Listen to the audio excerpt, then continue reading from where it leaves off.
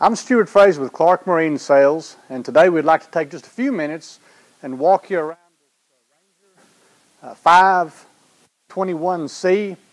This is one of their flagship models, great tournament boat, good big water boat. The first thing you notice about the boat is its size. This boat is 21 foot 7 inches long, got a very roomy 96-inch beam on it. And that carries up in through the deck, and the front deck and the back deck is just a lot of wide space, easy boat to fish off of, especially getting two guys up on the front of the boat. This boat has several options on it, and I'll go through what those are here in a minute that are not standard options. But starting up in the front end of the boat, it does have a padded front deck, which makes it very comfortable standing for long periods of time. This 521 is set up with a 9-touch GPS in the front end that is actually Etherneted to a 12 that's on the console that we'll see when we go back to the console here in a minute. We've also upgraded this 521 to the 36-volt 112 Minn Kota trolling motor with a universal sonar, so it has the transducer built into the foot of the trolling motor. So you don't have to worry about cables and all running up the side of the trolling motor and getting hung up on milfoil or grass or whatever, or cutting it when you're raising and lowering it. The front end of this deck also has a recessed foot pedal. For those of you that like to stand and don't use a fishing seat, you can keep both your feet planted. No, it's not like the old days where you have to balance on one foot. That's just very comfortable for long periods of time. This deck also has a tool holder. Keep your pliers, your scissors. Got a real roomy cup holder. You can get a Coke in there with a koozie on it. Very well laid out front end of the boat. And you spend most of your time up there, so that's an important part of the boat. Really, we call it the business area. Moving to the back end of the front deck. This boat is set up with a center rod locker. This center rod locker actually holds up to an 8.5-foot rod. There are places to put your 3700 Plano trays down the sides. If you decide not to use the center section as a rod locker, you can actually take your Plano trays and set them in right here. So it gives you several options depending on how you want to load the boat up. This rod locker holds 10 rods. The rod tubes are really big, so if you're using a casting rod, you can actually get 2 rods up in the same hole if you use the sleeves, which is kind of a neat option. You can get a lot of rods in this boat. You also have your conventional rod locker on this side, also a bunch of tubes to get several rods in that locker. Something else they've done to this boat, it has a power ventilated system that actually pulls air through your rod lockers. You can see your vents right here. All 3 of these boxes vent together, and when you turn that on, you might be able to hear it there. You have ventilation pulling through this, so when you put your rods up and they're wet, you don't have to worry about mildew and all inside these boxes. You'll also notice on the Ranger boat, they have a raised triple lip seal on every one of their boxes. That makes this boat an extremely dry boat as far as your storage is concerned. You'll notice that in those days where you get caught out in those torrential downpours, that's a big deal when you get home, not having to worry about rusted hooks and all that. Another storage box right there. I've got the lights turned on inside the boxes so you can see the LEDs. Plenty bright enough to look in the boxes early morning or late evening.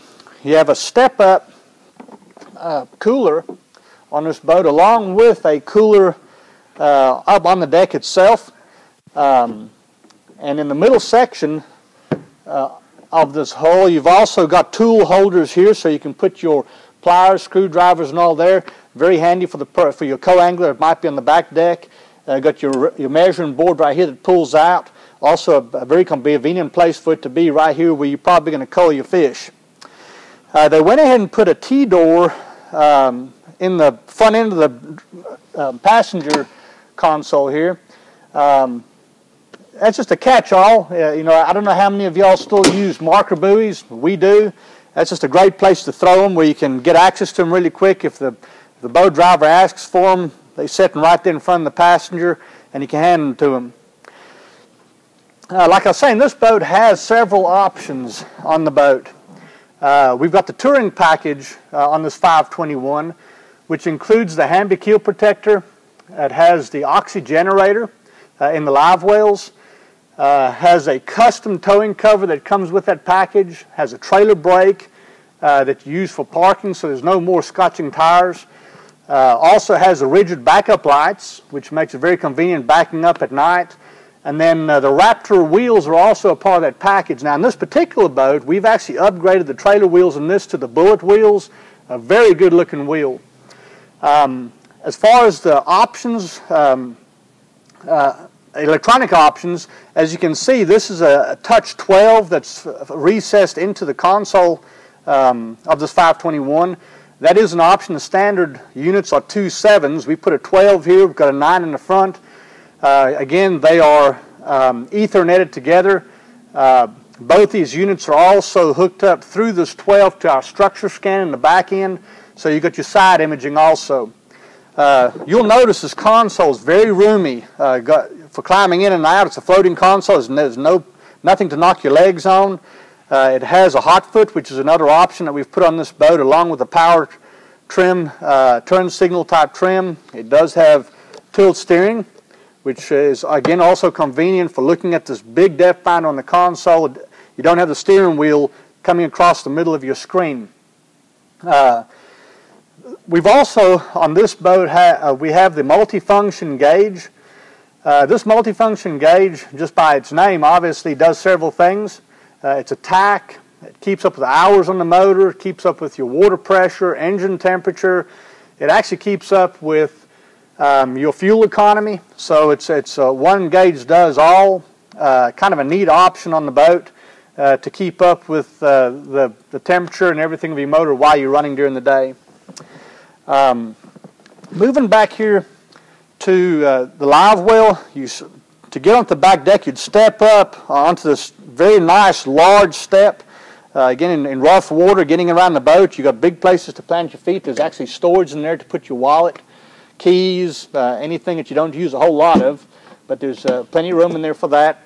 But your Livewell in this boat is an oversized Livewell box. It does have the dual Lexan slides, which is a great option, especially if you're smallmouth fishing. You catch a fish and you open your Livewell, and the first thing that fish wants to do is come piling out of your Livewell box, and that allows you to open the box up and keep control of your fish. We also have the LED light in this box. I just turned them on right there, and then your oxy generator also, which does a great job raising your oxygen content in your Livewell and keeping your fish good and alive when you get back to the weigh-in. Your additional storage boxes on the rear deck have places to put Plano trays, life jackets. Again, all have the triple lip seal around them. These locks are actually compression locks also.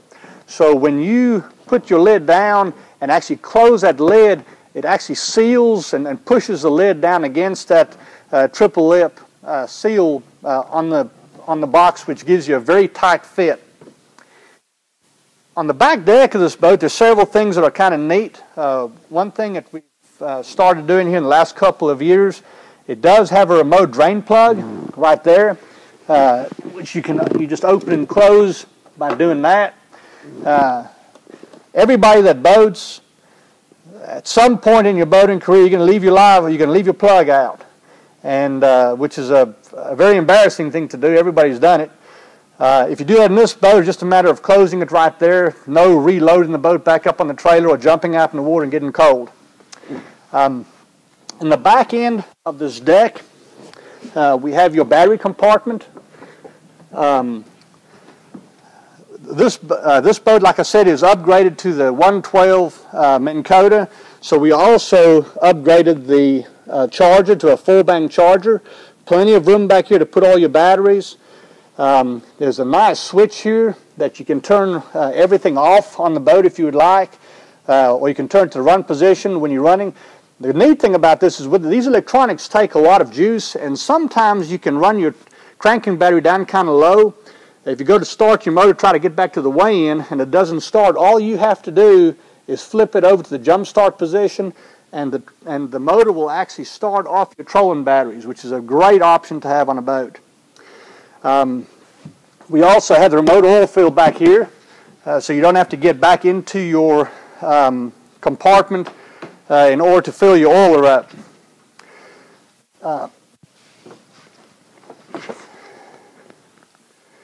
We have a 250 Pro XS on this boat. It's a 3-liter motor.